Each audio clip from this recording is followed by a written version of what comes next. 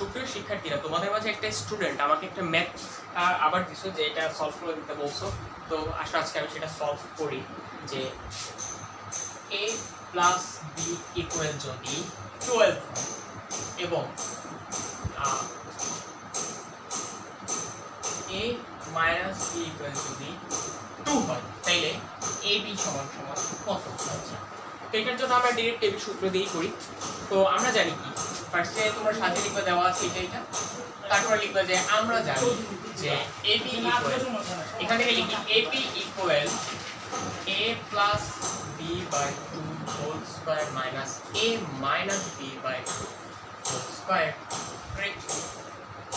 তো a plus b এর মান কত?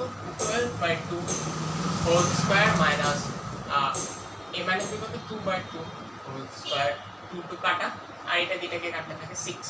তো এখানে থাকে কত? 6 স্কয়ার মাইনাস 1 স্কয়ার, 6 স্কয়ার মানে হচ্ছে 36 মাইনাস হচ্ছে 1। তো आंसर থাকে 35।